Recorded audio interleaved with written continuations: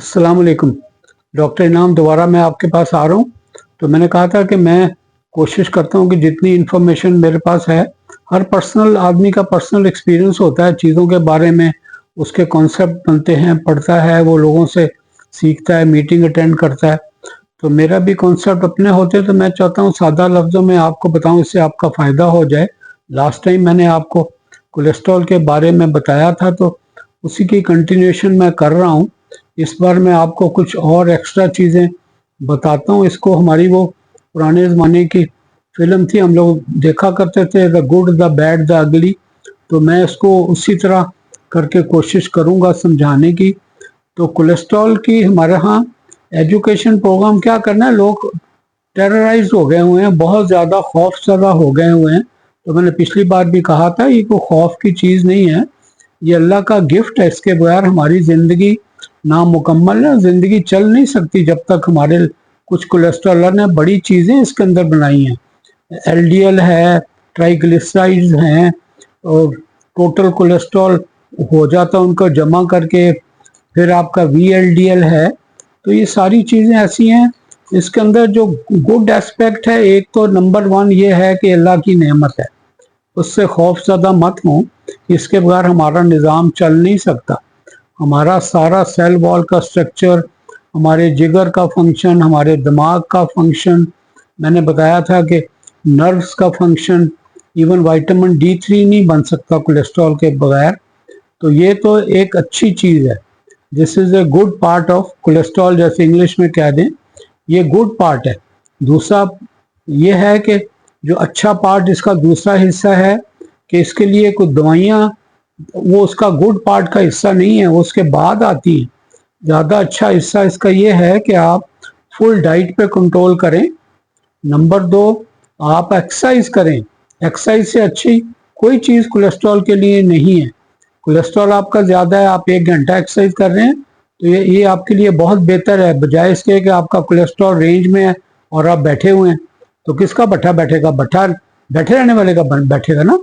दूसरा ये है कि वेट ज़्यादा है तो वेट कम करें। ये दूसरी बार मैं बता रहा हूँ आपको। तीसरी बार सिगरेट पीते हैं तो सिगरेट बंद करें, उसका ज़्यादा फायदा होगा बजाय दवाइयाँ लेने की। फिर इसके बाद फिर दवाइयाँ आती हैं।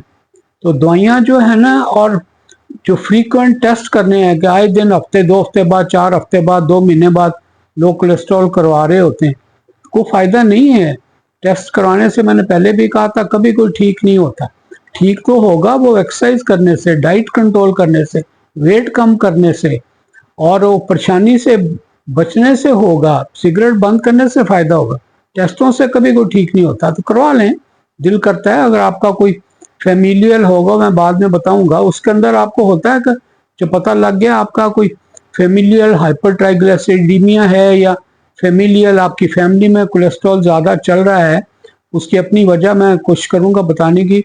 तो वो उसका हो तो फिर कभी करवा लें। एक बार पता चल गया तो आए दिन कराने का कोई फ़ायदा नहीं है कि जी अब मेरा कोई फैमिली में आपकी जीन्स में प्रॉब्लम आ गया तो आए दिन आपका चेंज नहीं होगा। तो बैड, उसका जो बैड पार्ट है, फ्रीक्वेंट ब्लड टेस्ट है कि जी आप आए दिन कराते रहें। बैड पार्ट इसका एक और है कि आप दवाइयाँ शुरू कर लें। ये दवाइयाँ शुरू करना कोई बहुत अच्छी चीज़ नहीं है, मजबूरी है। तो मजबूरी की हालत को हम अच्छा नहीं कह सकते। तो अच्छा पहले वाला है गुड, बैड ये हो गया टेस्ट करने और दवाइयाँ खानी कोलेस्ट्रॉल कम करने के लिए।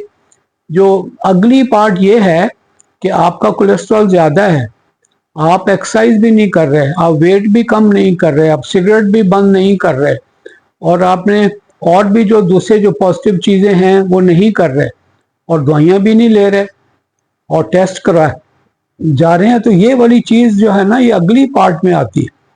तो गुड पार्ट हो गया कि कोई दवाई नहीं है, एहतियात करें, डाइट वाइट कंट्रोल करें। बैड पार्ट हो गया कि मजबूरी है तो दवाइयाँ लें, और उसके साथ आप टेस्टों को मजबूरी हो तो करवाएं, लेकिन ये अच्छी बात नहीं है। और बैड पार्ट, अगली पार्ट इसका उससे भी बुरी चीज़ है कि आप दवाइयाँ भी ना लें, एक्सरसाइज भी ना करें, वेट भी कम नहीं कर रहे, सिगरेट भी पिए जा रहे हैं और दवाई नहीं ले रहे, बैठे हुए हैं। तो ये अगली पार्ट है इसका। तो ये प्लीज़ इसको ज़रा गौर से सुने जो मैं कह रहा हूँ कि लोग फ्रीक्वेंटली दवाइयों पे ज़्यादा जोर रखते हैं। अल्लाह ने हमारे यहाँ एलडीएल रिसेप्टर मैंने कहा था बनाए हैं, ये हमारा कोई सिंथेसाइज नहीं हुए। मुझे तो पता नहीं, मैं कोशिश कर रहा था, देखूंगा भी कि कितने एलडीएल रिसेप्टर, ये काउंटलेस हैं, हर जिगर में हैं, आपकी चिकनाई वाले जो पट्टे एडिपोज टिश्यू जिसको कहते हैं, मसल्स हैं, और बहुत ब्रेन, काफी जगह में खून की नालियों में एलडीएल रिसेप्टर हैं। एलडीएल रिसेप्टर का अल्लाह ने हमेशा जो हमारा स्ट्रक्चर बनाया, इवन दुनिया भी बनाई है, उसमें कोई एक तरह की मुसलसल जंग वाली सूरत हाल पैदा हो जाती है। एक तरफ शैतान पैदा किया है कि जी वो, अल्लाह को पता था कि इसने मेरी बात नहीं मानी, है तो नहीं था, अल्लाह को नहीं पता, उसने अचानक कह दिया जी मैं इंसान को सजदा क्यों करूं। अल्लाह को पहले ही पता था, लेकिन अल्लाह ने अपने निज़ाम के मुताबिक उसको चलने दिया। उधर से नबी बनाए, यानी हर वक्त शिकस्त और रेख का समा है, कोई अच्छी फोर्सेज हैं, कुछ बुरी फोर्सेज हैं। इसी तरह कोलेस्ट्रॉल अच्छी चीज़ें भी हैं, इसको रोकने के लिए, ज़्यादा होने के लिए अल्लाह ने एलडीएल रिसेप्टर बनाए हैं। कोई इंसान तो एलडीएल रिसेप्टर क्रिएट नहीं कर सकता।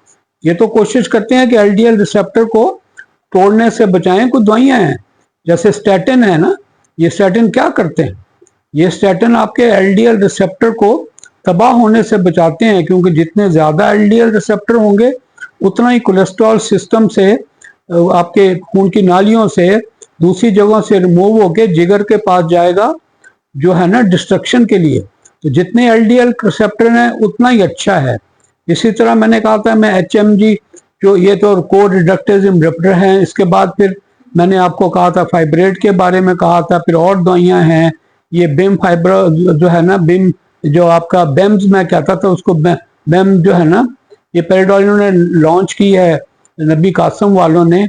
ये दवाइयाँ हैं, ये भी आपका बेसिक क्या करती हैं कि आपका उस 2 स्टेप पीछे जाके ना, ये लोग अपनी दवाइयों का वो करते हैं, कम एलडीएल रिसेप्टर को एनहांस करते हैं। तो अल्लाह का निज़ाम भी है, जितने एलडीएल रिसेप्टर अब तक जो हमारी नॉलेज है, जितने एलडीएल ज़्यादा होगा रिसेप्टर, उतना कोलेस्ट्रॉल ज़्यादा रिमूव होगा, आपके सिस्टम से हट जाएगा। दूसरा जो है ना, एक PCSK9 है, ये भी आपका एक एंजाइम है, इसका काम यह है कि एलडीएल रिसेप्टर कम करने। ये बॉडी के अंदर किसने बनाया? अल्लाह ने बनाया हुआ ना। अल्लाह तो जो है ना वो बेहतरीन डिज़ाइनर है। हम इसमें फ्लॉ दुनिया में सारी में, ज़मीन और आसमान में, वो जो सूद मल्क में कहते हैं ना, हम उसके फ्लॉ नहीं देखते, कोई परफेक्ट है। अल्लाह ने हर चीज़ में एक प्लस बनाया, उसका कोई नेगेटिविटी है, कभी वो गालिब आ जाती है, कभी वो। तो ये अल्लाह ने एलडीएल कोलेस्ट्रॉल को, जो रिसेप्टर्स हैं ना, इसको ज़्यादा भी करते हैं। और दवाइयाँ जो हमारी हैं एलडीएल रिसेप्टर को जो हम कर रहे हैं, वो हमारी दवाइयाँ एलडीएल रिसेप्टर कम करती हैं। ज़्यादा एलडीएल रिसेप्टर होंगे तो हमारी कोलेस्ट्रॉल ज़्यादा रिमूव होगी। अगर एलडीएल रिसेप्टर कोई चीज़ कम कर रही है, जैसे PCSK9 कम कर रहा है, तो HMG को रिडक्टर्स जो है ना, ये वाला जो है ना आपके एलडीएल रिसेप्टर कम कर रहा है, तो हम उसको काउंटर कर सकते हैं। हम उसको बिल्कुल क्रिएट नहीं कर सकते कि जी हम एलडीएल रिसेप्टर क्रिएट करना शुरू करते हैं, अभी तक हमारी इस्तात नहीं है, पता नहीं आगे फ्यूचर में कैसे हो। तो एलडीएल रिसेप्टर ज़्यादा होना अच्छा है। हर दवाई जो एलडीएल रिसेप्टर ज़्यादा करेगी वो कोलेस्ट्रॉल को कम करेगी। और जो ऐसी दवाई, ऐसे एंजाइम जो बॉडी के अंदर नेचुरली मौजूद हैं, जो उसको अपोजिट साइड पे एलडीएल रिसेप्टर को कम कर रहे हैं, तो वो कोलेस्ट्रॉल ज़्यादा कर लेंगे। इसी तरह इसका एक और एस्पेक्ट भी है कि जैसे हमारी फैमिलीज में रन करता है, फेमिलियल है। फेमिलियल में 2 तरह का निज़ाम है। हमें डिफेक्ट आ जाता है कभी कभी हमारी जीन में। जैसे ये आपका जो PCSK9 है, ये क्रोमोसोम 1 के शॉर्ट आर्म पे, उसके 2 आर्म होते हैं, शॉर्ट और लार्ज, उसके अंदर ये आ जाता है। और जिनमें ये फैमिलीज में जिनमें इसमें डिफेक्ट आ जाता है, अगर दोनों पेरेंट्स की तरफ से डिफेक्ट हो तो वो फिर ज़्यादा डोमिनेंट हो जाता है वो एस्पेक्ट। अगर ये इनका एलडीएल रिसेप्टर जो है ना, वो दोनों पेरेंट की तरफ से कम बन रहे हैं, तो ऐसे लोगों को जो कोलेस्ट्रॉल है उसका ट्रीटमेंट बड़ी मुश्किल होती है। यानी एक पेरेंट आपकी मामा की तरफ से एक अलील होते हैं, अलील आपकी जो क्रोमोसोम के ऊपर वो उस करेक्टरिस्टिक को डिस्क्राइब करते हैं। तो जो दोनों पेरेंट्स में से आए उसको होमोजाइगोस कहते हैं। और ये मुश्किल होता है इसको ट्रीट करना। ये मतलब ये इतना आसान नहीं है, क्योंकि 2 खराबियां मिली हैं, एक माँ की तरफ से, एक अब्बा की तरफ से। दूसरा एक हिट्रोजाइगस है। हिट्रोजाइगस होता है जब एक माँ की तरफ से आया, बाप की तरफ से नहीं मिला, तो आपकी कुछ ना कुछ प्रोटेक्शन है। तो लिहाजा इस ऐसी सूरत हाल में उसको ट्रीट करना ज़्यादा आसान होता है।